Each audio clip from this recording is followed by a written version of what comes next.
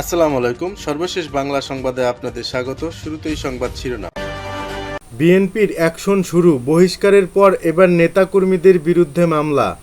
দলীয় শৃঙ্খলা ভঙ্গ, অপরাধমূলক কাজে নাম আসা নেতাকর্মীদের বহিষ্কার, শোকজের পর এবার মামলা দেয়া শুরু। কালো টাকা সাদা করার সুবিধা বাতিল। কালো টাকা 15% কর দিয়ে সাদা করার সুযোগ বাতিল করেছে জাতীয় রাজস্ব বোর্ড। সোমবার এনআরবির এ সংক্রান্ত একটি কালো টাকা 15% কর দিয়ে সাদা করার সুযোগ বাতিল করেছে জাতীয় রাজস্ব বোর্ড এনবিআর। শেষ বৈঠকে হাসিনা এবং কোটি কোটি টাকা। ক্ষমতাচ্যুত হওয়ার আগের দিনও গণভবনে কোটি কোটি টাকা ছিল। কয়েকজন কর্মকর্তা ওই টাকার দায়িত্বে ছিলেন। নির্ভরযোগ্য একাধিক সূত্র দৈনিক মানবজমিন পত্রিকাকে এই তথ্য নিশ্চিত করেছে। এতক্ষণ শিরোনাম শুনছিলেন, এবার বিস্তারিত। প্রিয় দর্শক, আপনি যদি এই চ্যানেলে নতুন হয়ে থাকেন, ভিডিওটি দেখতে দেখতে চ্যানেলটি সাবস্ক্রাইব করে আমাদের সঙ্গেই থাকুন। আর এই ভিডিও সম্পর্কে আপনি আপনার মূল্যবান মতামতটি কমেন্ট বক্সে জানিয়ে দিন। আর হ্যাঁ প্রিয় দর্শক, জানিয়ে দিন ভিডিওটি কোথা থেকে দেখছেন। বিএনপির অ্যাকশন শুরু, বহিষ্কারের পর এবার নেতাকর্মীদের বিরুদ্ধে মামলা।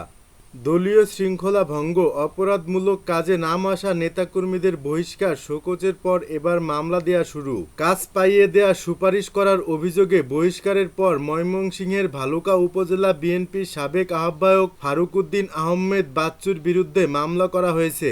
ভালুকা থানায় করা মামলায় আরও অজ্ঞাতনামা 15 থেকে 20 জনকে আসামি করা হয়েছে। ভালুকায় ব্যবসার সুষ্ঠু পরিবেশ তৈরিতে বাধা সৃষ্টি করায় দল থেকে বহিষ্কারের পর এই মামলা হয়েছে বলে জানা গেছে। সোমবার রাতে বিএনপির নাম ব্যবহার করে বিভিন্ন প্রতিষ্ঠানে অনৈতিক সুবিধা আদায়ের অভিযোগে দলের ভারপ্রাপ্ত চেয়ারম্যান তারেক রহমানের নির্দেশে বিএনপির পক্ষ থেকে ভালুকা থানায় লিখিত এজাহার করা হয়। রাত 10:30টায় বিএনপির পক্ষে দলের যুগ্ম মহাসচিব সৈয়দ ইমরান সালেহ প্রিন্স ভালুকা থানায় এজাহার দায়ের করেন। ময়মনসিংহ দক্ষিণ জেলার যুগ্ম আহ্বায়ক, ভালুকা উপজেলা বিএনপির আহ্বায়ক ও প্রাথমিক সদস্য সহ দলের সকল পদ থেকে গত রোববার বাচ্চুকে বহিষ্কার করে বিএনপি। এ বিষয়ে জানতে চাইলে বিএনপির যুগ্ম মহাসচিব সৈয়দ ইমরান সালেহ প্রিন্স বলেন, পরবর্তী পরিস্থিতিতে কতিপয় ব্যক্তি বিএনপির নাম ব্যবহার করে অনৈতিক কাজে লিপ্ত হয়েছে বলে অভিযোগ পাওয়া যাচ্ছে। দলের ভারপ্রাপ্ত চেয়ারম্যান সহ দলীয় নেতৃত্ব এ বিষয়ে সবাইকে বারবার সতর্ক করে অভিযুক্তদের বিরুদ্ধে সাংগঠনিক শাস্তিমূলক ব্যবস্থা নিয়েছেন। শুধুমাত্র সাংগঠনিক শাস্তিমূলক ব্যবস্থা নয়, তাদের বিরুদ্ধে আইনগত ব্যবস্থাও নেওয়ার সিদ্ধান্ত নিয়েছেন। নেতাকর্মীদের 15 বছরের আত্মত্যাগ ও কমিটমেন্ট কতিপয় ব্যক্তির অপকর্মের জন্য প্রশ্নবিদ্ধ হতে পারে না। তারেক রহমান সহ দলের হাইকমান্ড এ বিষয়ে জিরো টলারেন্স নীতি অবলম্বন করেছেন। কালো টাকা সাদা করার সুবিধা বাতিল। কালো টাকা 15% কর দিয়ে সাদা করার সুযোগ বাতিল করেছে জাতীয় রাজস্ব বোর্ড। সোমবার এনআরবির এ সংক্রান্ত একটি কালো টাকা 15% কর দিয়ে সাদা করার সুযোগ বাতিল করেছে জাতীয় রাজস্ব বোর্ড এনবিআর। সোমবার এনবিআর এ সংক্রান্ত একটি এসআরও জারি করেছে। ক্ষমতাচ্যুত শেখ হাসিনা সরকার গত বাজেটে 15% কর দিয়ে নগদ সহ জমি, ফ্ল্যাট ও প্লট সহ স্থাবর সম্পদ কিনে কালো টাকা সাদা করার সুযোগ দেয়। গত সপ্তাহে অন্তর্বর্তীকালীন সরকারের উপদেষ্টা পরিষদে এই সুবিধা বাতিলের সিদ্ধান্ত নেওয়া হয়। এরই ধারাবাহিকতায় কালো টাকা সাদা করার সুযোগ আনুষ্ঠানিকভাবে বাতিল করে এনবিআর। চলতি বছরের 1 জুলাই থেকে 2025 সালের 30 জুন পর্যন্ত 1 বছরের জন্য বিগত সরকার এই সুযোগ দিয়েছিল। ঘুষ দুর্নীতির মাধ্যমে অর্জিত অর্থ 15% কর দিয়ে সাদা করার সুযোগ ছিল। গত 25 আগস্ট অর্থ ও বাণিজ্য উপদেষ্টা ডক্টর সালেহ উদ্দিন আহমেদ স্পষ্টভাবে জানিয়ে দেন, সরকার আর কাউকে কালো টাকা বানাতে দেবে না। রাজধানীর শেরেবাংলা নগরে অর্থনৈতিক সম্পর্ক বিভাগের সম্মিলন কক্ষে বাংলাদেশে জাতিসংঘের প্রতিনিধিদের সঙ্গে মত বিনিময় সভা শেষে এক প্রশ্নের জবাবে তিনি বলেন, আমাদের সিদ্ধান্ত পরিষ্কার, আর কালো টাকা তৈরি করার কোনো সুযোগ থাকবে না। জাতীয় রাজস্ব বোর্ডের চেয়ারম্যান মোহাম্মদ আব্দুর রহমান খান কালো টাকা সাদা করার পদ্ধতির কঠোর সমালোচনা করে বলেছেন, এটি একটি অশালীন কাজ এবং সম্পূর্ণ অগ্রহণযোগ্য। প্রায় সব সরকারই দেশে কালো টাকাকে বৈধ দেওয়ার অনুমতি দিলেও তাতে সাড়া মেলেনি। এনবিআর সূত্রে জানা গেছে এ পর্যন্ত প্রায় 47,000 কোটি টাকা বৈধ হয়েছে। তবে বিএনপি সরকারের 1991 থেকে 96 মেয়াদে কালো টাকা সাদা করার কোনো সুযোগ ছিল না। সর্বশেষ 2022 থেকে 2023 অর্থ বছরে দেশ থেকে পাচার হওয়া অর্থ দেশে ফিরিয়ে আনার সুযোগ দেয়া হলেও কেউ এ সুযোগ নেয়নি। এর এক বছর পর কালো টাকা সাদা করার আরেকটি সুযোগ দেয়া হয়েছিল। শেষ বৈঠকে হাসিনা এবং কোটি কোটি টাকা। ক্ষমতাচ্যুত হওয়ার আগের দিনও গণভবনে কোটি কোটি টাকা ছিল। কয়েকজন কর্মকর্তা ওই টাকার দায়িত্বে ছিলেন।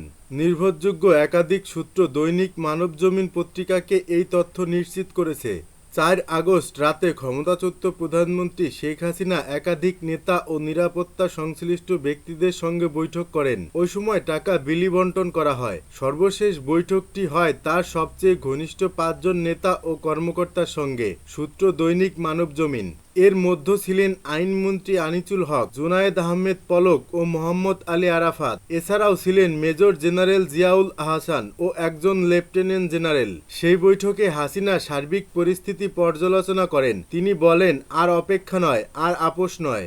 নির্বিচারে গুলি চালিয়ে পরিস্থিতি শান্ত করতে হবে। বৈঠকে যোগ দেন আইজিপি চৌধুরী আব্দুল্লাহ আল মামুন। দৈনিক মানবজমিন পত্রিকা জানতে পেরেছে, বৈঠকে আইজিপি জানান, পুলিশের পক্ষে আর সম্ভব হচ্ছে না। একদিকে গুলির সংকট, অন্যদিকে জন উপস্থিতি প্রতিনিয়ত বাড়ছে। গুলি করেও থামানো যাচ্ছে না। যদিও এ সময় শেখ হাসিনা আইজিপির প্রশংসা করেন। তবে সবার কথা শেষে সাবেক প্রধানমন্ত্রী ক্ষিপ্ত হয়ে বলেন, তোমাদের দিয়ে কিছু হবে না।